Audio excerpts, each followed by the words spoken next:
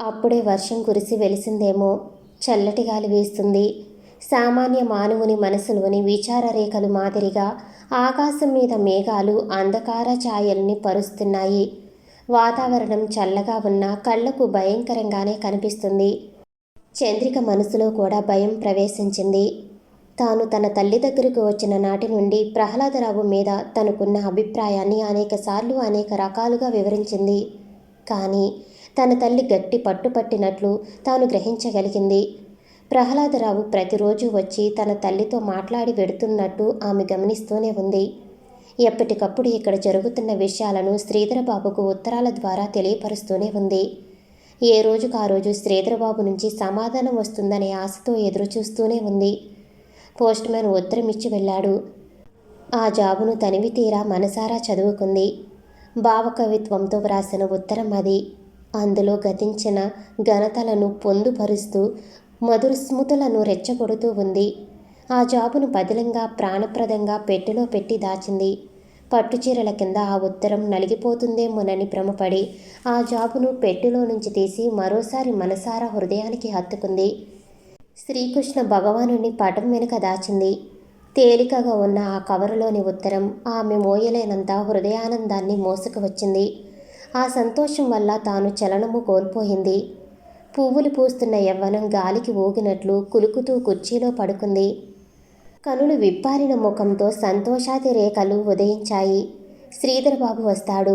అతని ముందు తన తల్లిని ఎలాగైనా ఒప్పించాలనుకుంది. మెల్లగా కుర్చీలో నుంచి లేచి అడుగులు అడుగు వేసుకుంటూ పక్క మీదకు చేరింది. ఆలోచనలతో అలసిపోయి ఉండటం వల్ల త్వరగానే ఆమె కళ్ళు ప్రశాంతతతో మూసుకున్నాయి. తెల్లటి సిల్కు చీరతో ముడుచుకుపోయిన కలువ పువ్వుల్లా ఉన్నదామె. ఆమె కళ్ళు కొద్దిగా ఉబ్బి ఉన్నాయి. మంచుకు తడిసిన మల్లె పువ్వులా ఒక పక్కకు ఒదిగి ముడుచుకుపరుంది. చంద్రిక శ్రీధరబాబుతో 4 సంవత్సరాలుగా కలిసిమెలిసి ప్రవర్తించింది. ఇద్దరూ వేరైపోవటం ఇదే మొదటి పర్యాయం. అతడు 4 రోజులలో వస్తానని వ్రాశాడు. అంటే 96 గంటలు ఇంకా గడవాలి. గంట ఒక రోజుగా గడిపినా నెలలుగా తోచింది. క్యాలెండర్ పైనున్న 4 కాగితాలు చింపివేద్దామనిపించింది ఆమెకు. టేబుల్ పైనున్న గడియారాన్ని 4 గంటలు ముందుకు తిప్పింది. కానీ కాలచక్రమును మాత్రం తన మనసుకు అనుగుణీయంగా తిప్పలేకపోయింది.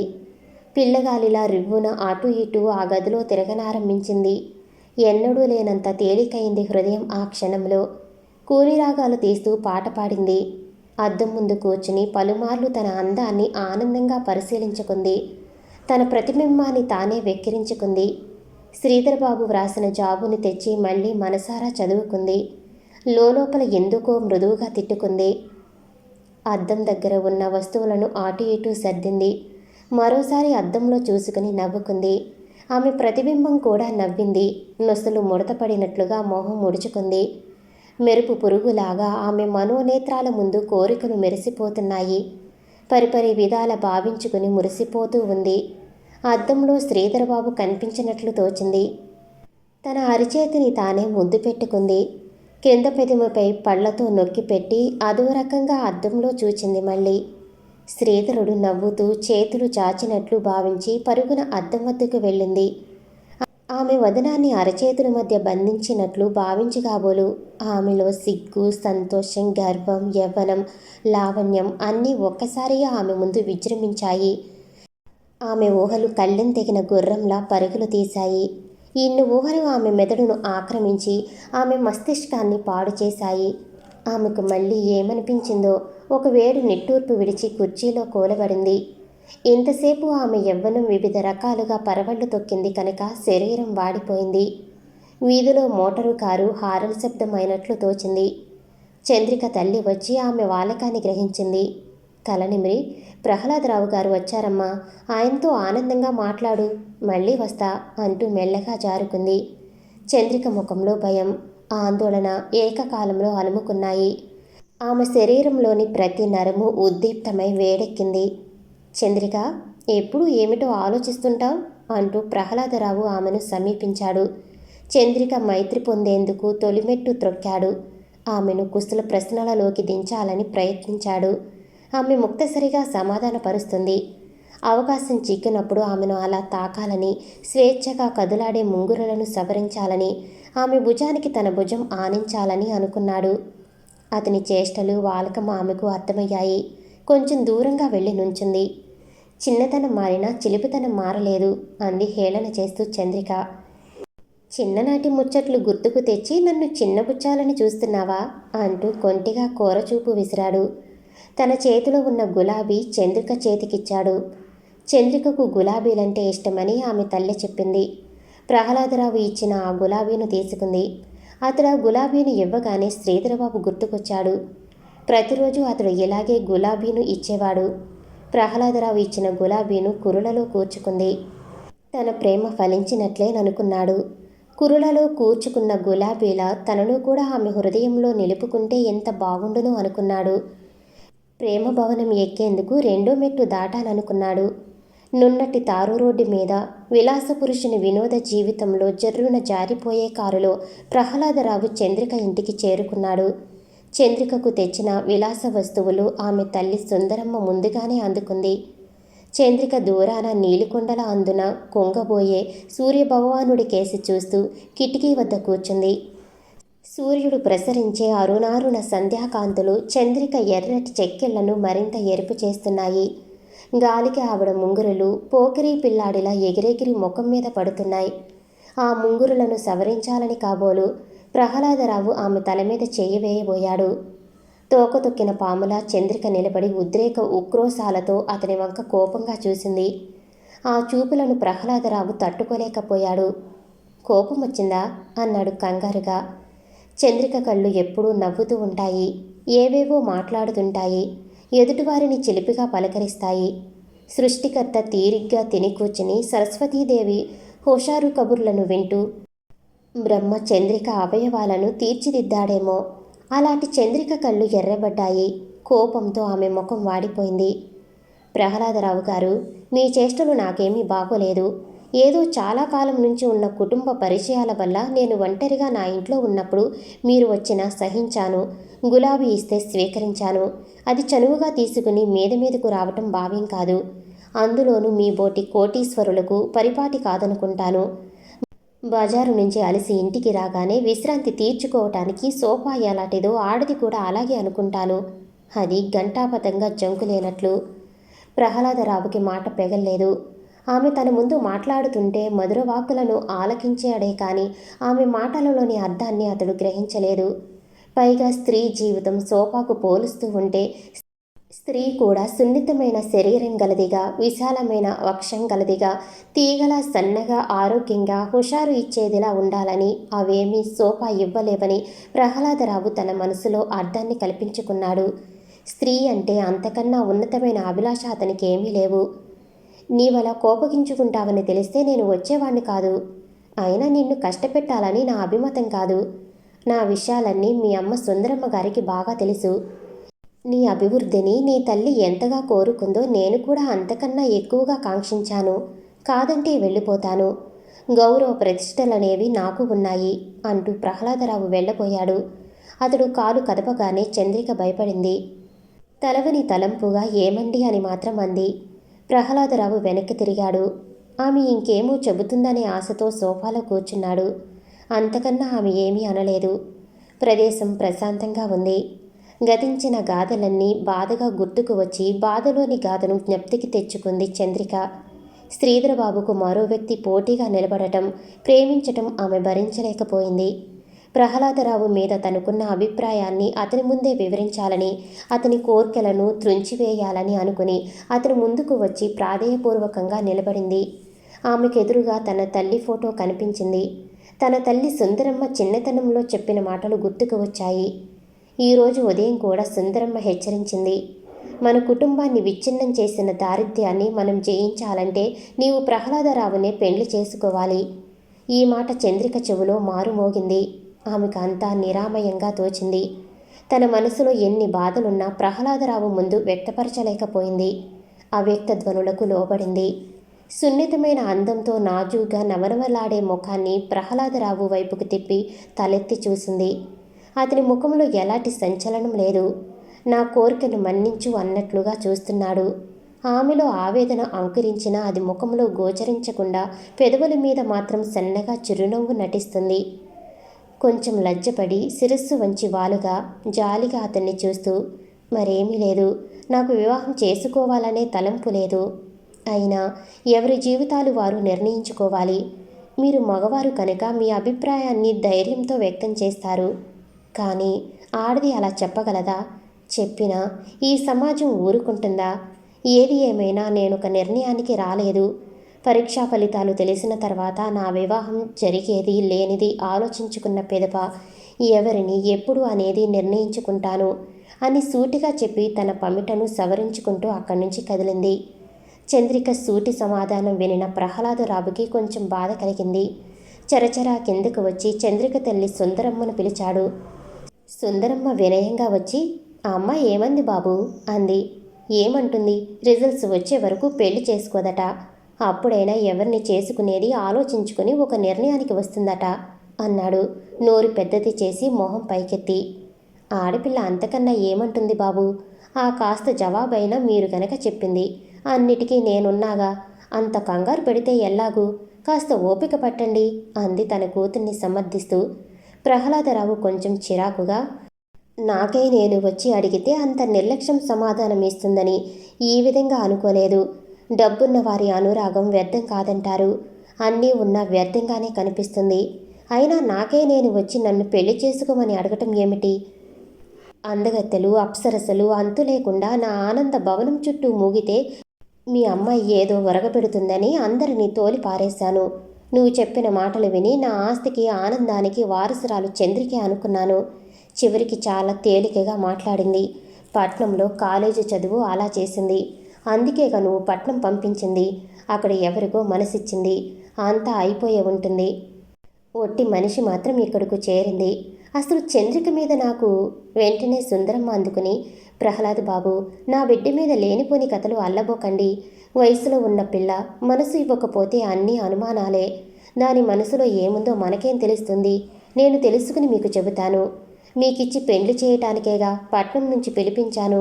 అందుకేగా అది వచ్చింది. ఆవేశంలో అసలు విషయం మరిచి అపవాదులు అంటగట్టి వెళ్తున్నారు. కూటికి కులానికి పేదలమైన సత్యానికి మాత్రం దూరం కాలేం. చంద్రిక ముమ్మాటికి మీ భార్య.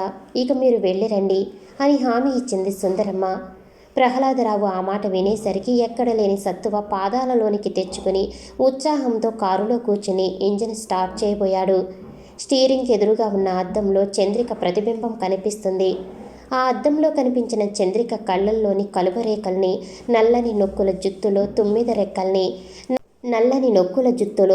రెక్కల్ని, నాసికలో సంపంగిరేఖ వంపుల్ని, అదరాలలో దొండ్ల పండ్ల చెక్కెళ్లలో బంగారు మెరుగును చూచి, అబ్బా ఎంత అందంగా ఉంది, ఆ అందాన్ని ఆనందంగా అనుభవించే భాగ్యం ఎప్పుడో గాని అని అనుకుంటుండగానే ఇంజిన్ స్టార్ట్ అయ్యి కారు కదిలింది. సుందరమ్మ తన కుమార్తె మనసును మార్చి ప్రహ్లాదరావు మీదకు మళ్లించాలనుకుని చంద్రిక దగ్గరకు వెళ్ళింది. తన తల్లిని చూడగానే చంద్రిక అమ్మా అని ఏడుస్తూ కౌగిలించుకుంది. చంద్రిక వాలకం అగమ్యంగా ఉన్నా తన కళ్ళు చెమ్మగిల్లినా బయటకు ప్రదర్శించకుండా, అవునమ్మా ఇది నా పాపం అంది సుందరమ్మ చంద్రిక తల నిమురుతూ. నీ పాపం కాదమ్మా, నీ కడుపున పుట్టినందుకు నాకు శాపం అంది బోరున ఏడుస్తూ. సుందరమ్మ సమాధానం చెప్పలేకపోయింది. అప్పటికే ఆమెకు విచారం పెళ్ళిపికింది.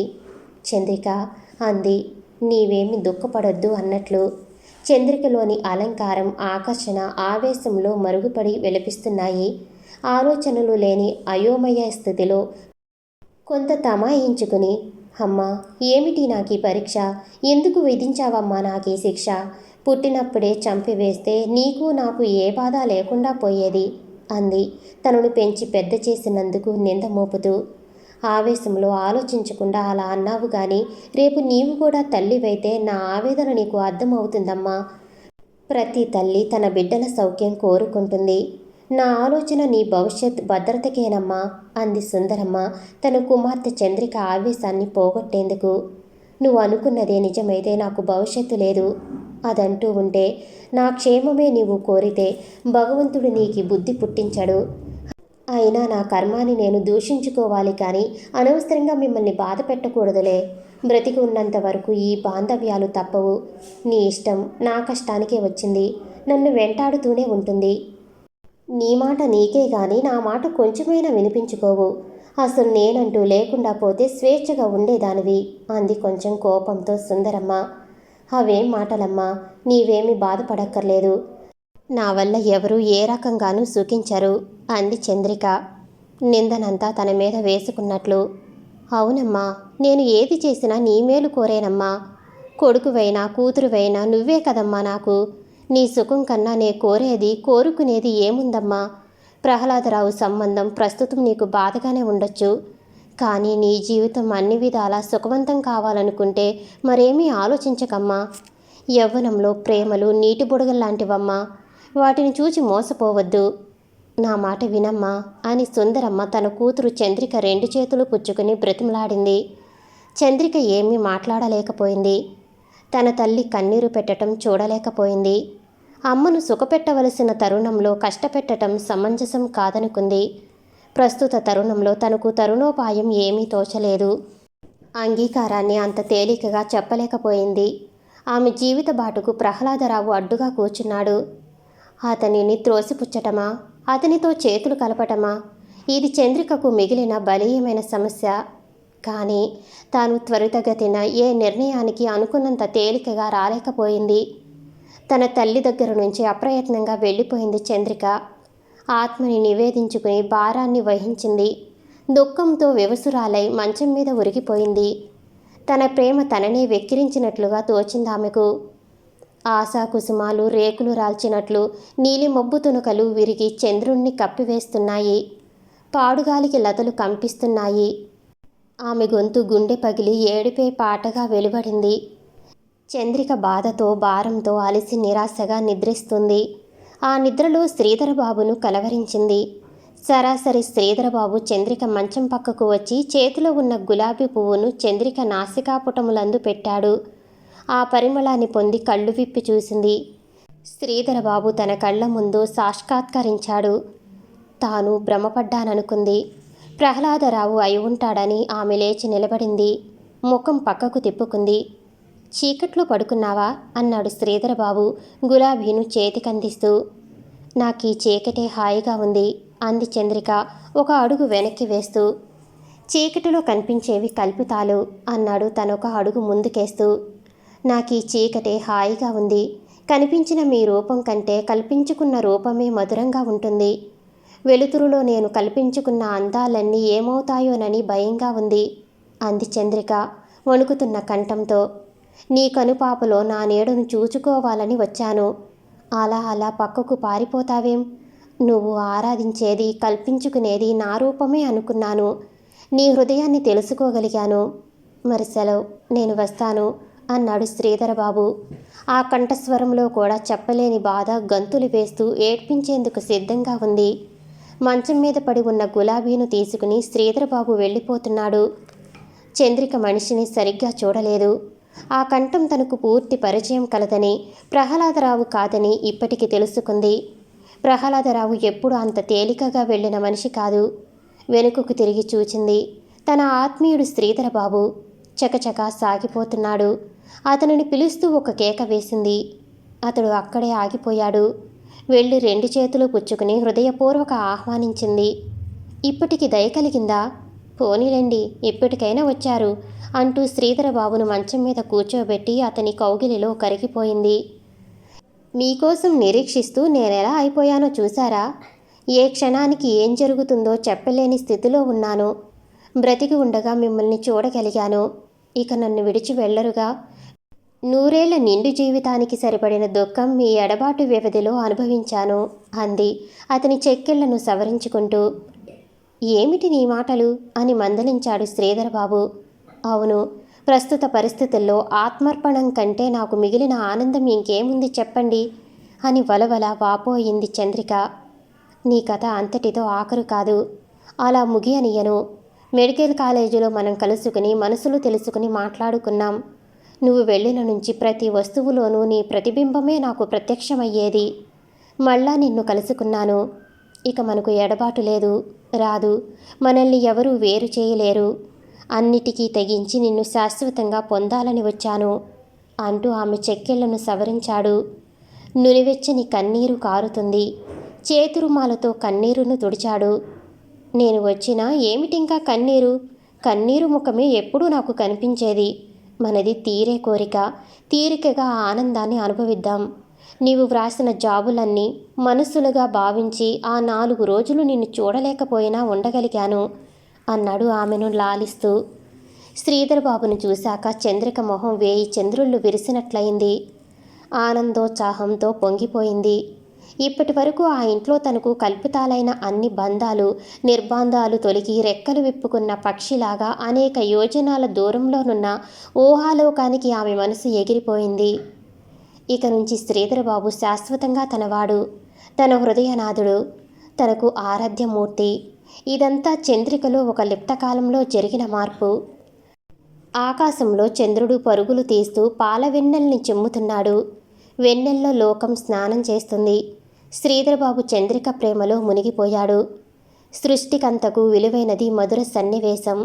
ఆ మహా సౌందర్యారాధనలో కాలం ఆగిపోయినట్లు మబ్బుల్లో చంద్రుడు కొత్త అందాలు చూపుతున్నాడు. విరబూసిన పూలు వెన్నెల్లో అందాలు చిందే ప్రేమతరంగ కాంతుల్లో తడిసి పరిమళాన్ని వెరజిమ్ముతున్నాయి. చంద్రిక ప్రేమాగానంలో శ్రీధరబాబు తేలిపోతున్నాడు. ఆమె ఒడిలో కరిగిపోతున్నాడు. చంద్రిక అతని ప్రేమలో మునిగి మగతతో సన్నగా చిన్నగా పాడుతుంది. ఆకాశం విరిగి భూమి మీద పడ్డట్టు సింహగర్జన వలె అరుపులు కేకలు వినవచ్చాయి. కోపోద్రేకంతో ప్రహ్లాదరావు ఆకలిగొన్న అడవి మృగంలా శ్రీధరబాబు మీదకు విరుచుకుపడ్డాడు. వాణ్ణి ప్రాణాలతో పోనీకు, వాడి జీవితాన్ని ముగించమని చంద్రిక తల్లి సుందరమ్మ ప్రహ్లాదరావుని రెచ్చగొడుతుంది. శ్రీధరబాబు ప్రహ్లాదరావు చేతులలో పడి నలిగిపోతున్నాడు. వారిరువురి పెనుగులాట మధ్య చంద్రిక, వారిని వదిలిపెట్టు, కావాలంటే నన్ను చంపి నీ కోపం చల్లార్చుకో, నీ అక్కసంతా నా మీద కక్కు, వారిని వదిలేసేయ్, మీకు దండం పెడతానని చంద్రిక ప్రహ్లాదరావు కాళ్ళ మీద పడి బోరున ఏడుస్తుంది. ప్రహ్లాదరావు చంద్రికను బలంగా తన్నాడు. ఒక మూల దూరంగా కుప్పలా కూలిపడిపోయింది. ఆమె శరీరం అంతా రక్తంతో తడిసిపోయింది. శ్రీధరబాబులోని ఆవేశం కూడా విజృంభించింది. అతడు కూడా ప్రహ్లాదరావు వలె ఉద్రిక్తుడై బలంగా గాయపరిచాడు. ప్రహ్లాదరావు నేలకూలాడు. సుందరమ్మ ప్రహ్లాదరావు జేబులోనున్న రివాల్వర్ తీసి ప్రహ్లాదరావు చేతికందించింది. మర్చిపోయాను, ఈ దెబ్బతో ఇక నీ జీవితం ముగుస్తుంది అని రివాల్వర్తో శ్రీధరబాబు మీదకు గురిపెట్టి చూపుతూ మీదకు వెళ్తున్నాడు. శ్రీధరబాబు భయపడిన కంఠంతో నమస్కరిస్తూ, నన్ను వదిలేయి, నేను పోతాను అంటూ ప్రాధేయపూర్వకంగా విలపించాడు. చంద్రికకు కొంచెం స్పృహ వచ్చింది. కన్ను విప్పి చూసేసరికి ఈ విషాదఘట్టం కానవచ్చింది. అలాగే లేచి శ్రీధరబాబును కౌగిలించుకుంది. వారిని చంపవద్దు, నన్ను చంపు అంటూ ప్రహ్లాదరావుకు అడ్డు వెళ్ళింది. నిప్పులు గుండం మండిపోతూ ప్రహ్లాదరావు శ్రీధరబాబును కాల్చివేయటానికి ముందుకొస్తున్నాడు. అడ్డు వచ్చిన చంద్రికను కసిరి బలం కొద్దీ మళ్లీ కొట్టాడు. సుందరమ్మ చంద్రిక 2 చేతులు విరిసి వెనక్కు పట్టుకుని లాగింది. ప్రహ్లాదరావు రివాల్వర్ పేల్చాడు. చావుకేకతో మేడ అంతస్తు చివరి భాగం నుంచి కిందకు పువ్వులాగా రాలిపోయి కూలిపోయాడు శ్రీధరబాబు. చంద్రిక తన తల్లి చేతులను విదిలించుకుని పరుగున వెళ్ళి శ్రీధరబాబు పడిపోయిన చోట నుంచి తాను కూడా చావుకేక పెట్టి కిందకు దూకింది.